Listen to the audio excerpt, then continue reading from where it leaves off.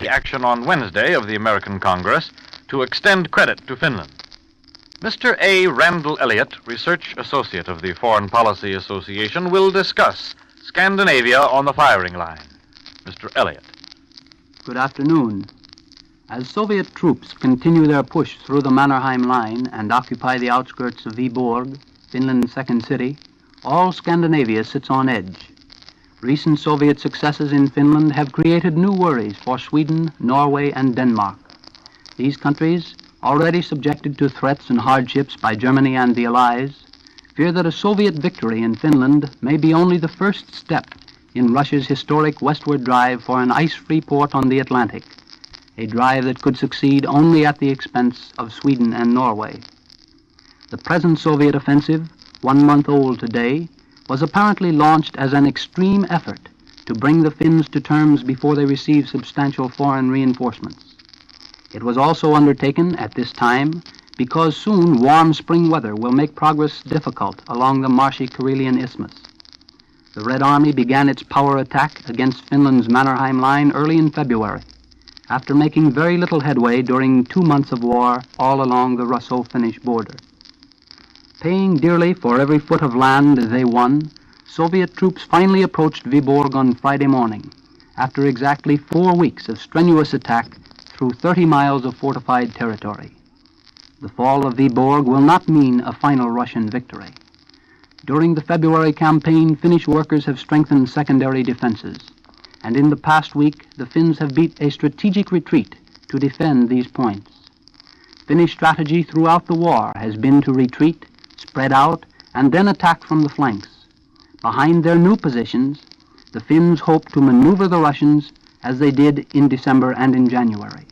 Their prospects for a successful counterattack now depend on the morale and degree of fatigue among their troops after the Russian drive.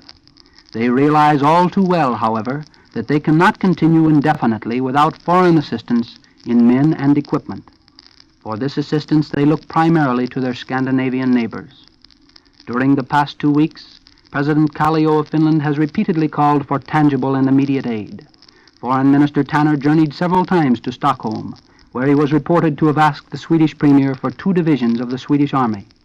All of the Scandinavian peoples are exceedingly sympathetic toward the Finns in their struggle, and Sweden alone has sent them almost $100 million in cash and supplies.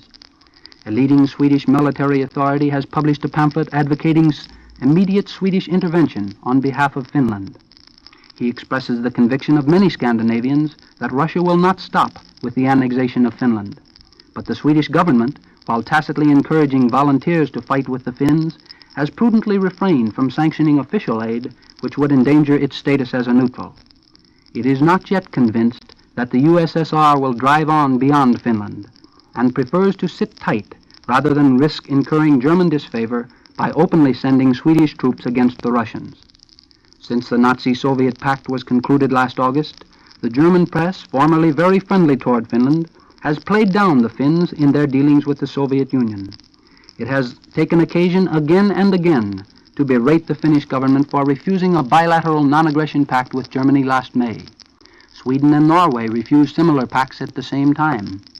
The northern countries now fear that Stalin's price for benevolent neutrality toward Hitler's war with the Western powers may have been a free hand for the Soviet Union in Scandinavia.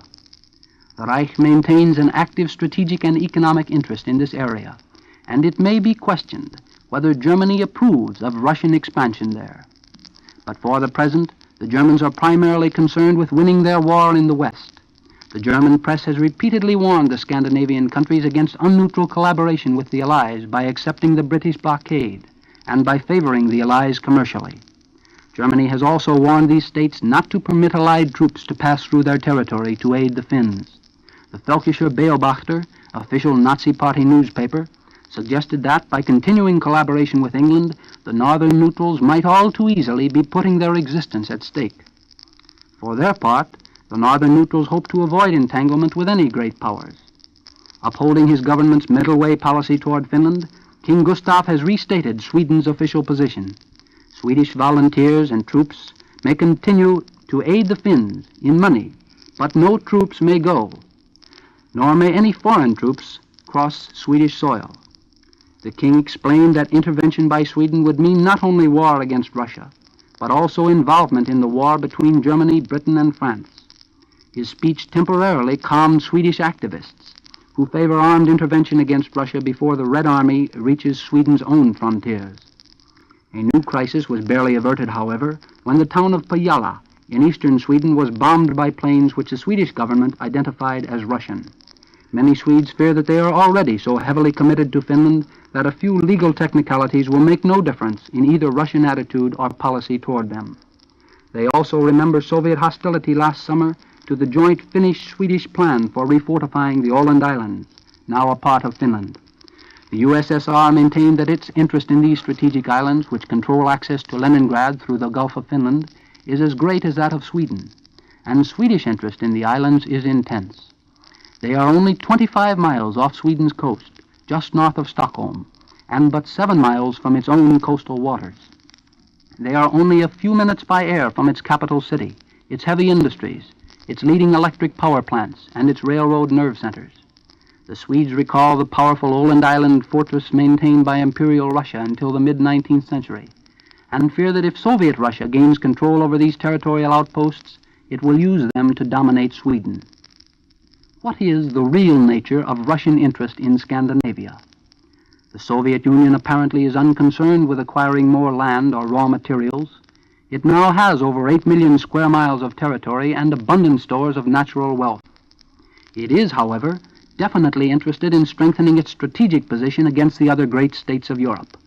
The USSR seeks to maintain a threat value in the North that will assure it a voice in European diplomacy, such as Italy enjoys through its strategic position athwart the Mediterranean trade routes. No more, then, would Moscow be excluded from council chambers as at the Paris Conference in 1919 and at Munich in 1938.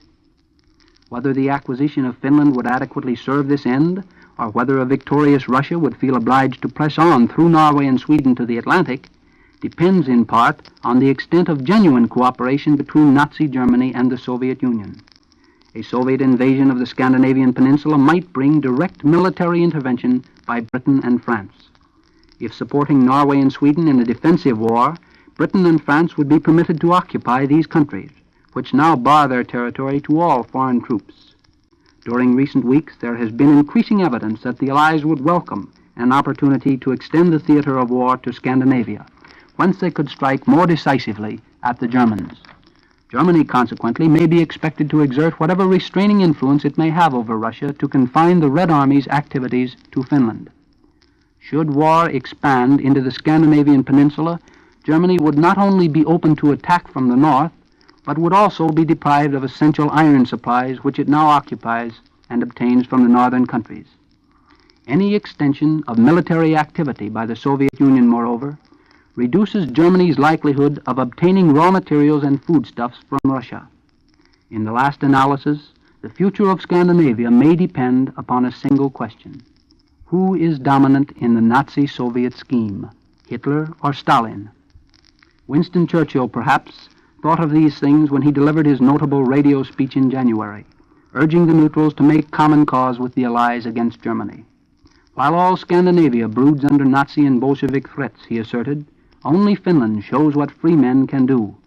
In their earnest desire for neutrality, the northern countries were quick to criticize this bid for active support by the First Lord of the British Admiralty. 2 weeks ago, however, Great Britain initiated an even more active campaign for influence in Scandinavia. The British destroyer Cossack rammed the German naval auxiliary Altmark against the ice and rocks along Norway's Jessing Fjord and released 299 British prisoners from the ship. The Altmark episode, more than any other single incident since the outbreak of war last September, illustrated the difficult position of Scandinavia between Germany and the Allies. It called attention to Germany's dependence upon Norwegian coastal waters for access to the open sea and for acquisition of iron ore from Sweden. Of greater significance, however, it revealed the British Admiralty's new determination to make the blockade against Germany effective, even though in doing so, British warships must enter neutral waters. This determination was further seen last week as a British naval patrol moved into Arctic waters off the northern coast of Norway.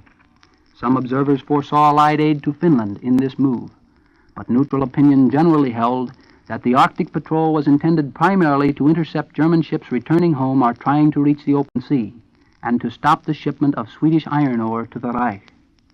Germany's two leading deficiencies in essential wartime commodities are oil and iron. As the Allied German struggle for control over Romanian oil becomes sharper, the contest for Swedish iron ore also intensifies. Cut off by the British blockade from many of its normal sources of iron, Germany must have the Swedish ore to carry on the war. While the Baltic supply route is frozen over, Germany can obtain the required shipments only through the ice-free Norwegian Atlantic port at Narvik, where the ore is sent by rail from Sweden. An important outcome of the Altmark crisis may be an Allied attempt to intimidate Norwegian authorities into discouraging the transit of ore through their waters. Germany, however, can be expected to use all the persuasion and threat of force at its disposal to block these efforts. Realizing this, the Norwegian government will doubtless seek to continue its present policy of insisting on its neutral rights in the war. The Swedish government has thus far avoided friction with both belligerents over its iron by permitting sales of the ore to all countries, only in the same ratio established for these sales in normal peacetime trade.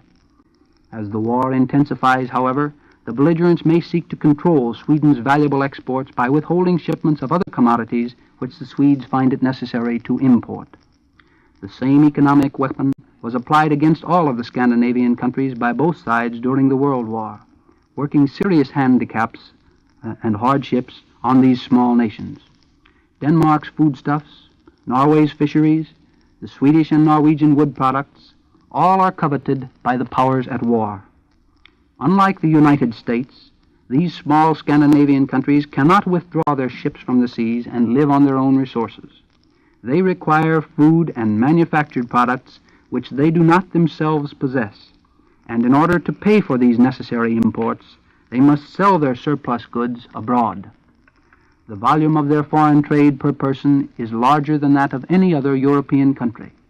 They must trade to live, and their very existence is threatened by the restrictions of the Allied blockade and the violence of German naval warfare. Already, since September, 110 of their merchant ships have been reported sunk. The meeting of Scandinavian foreign ministers last Sunday and identical Scandinavian protests to each belligerent government on Thursday were designed to meet these problems. The protests, however, were promptly rejected. Denmark, Norway, and Sweden all remained neutral throughout the World War, while the United States became involved in spite of its great distance from Europe. Scandinavian diplomacy is sorely tested, however, in its attempt to solve the problems facing it today. After only 6 months of the present war, complicated as it is by the Soviet invasion of Finland, the northern neutrals appear closer to involvement than at any time from 1914 to 1918. Mr. A. Randall Elliott, Research Associate of the Foreign Policy Association, was today's speaker in the 17th broadcast of the series America Looks Abroad. As an added feature of this program, part of next week's period will be devoted to answering your questions concerning the facts behind the headlines. Also, you may have a free copy of the weekly bulletin written by the people you hear on this program. To obtain that bulletin, address your letter or postcard to the Foreign Policy Association, number 8 West 40th Street, New York City. Foreign Policy Association, number 8 West 40th Street, New York City. Tune in next Sunday to hear another speaker in the America Looks Abroad series. This is the National Broadcasting Company, RCA Building, Radio City, New York.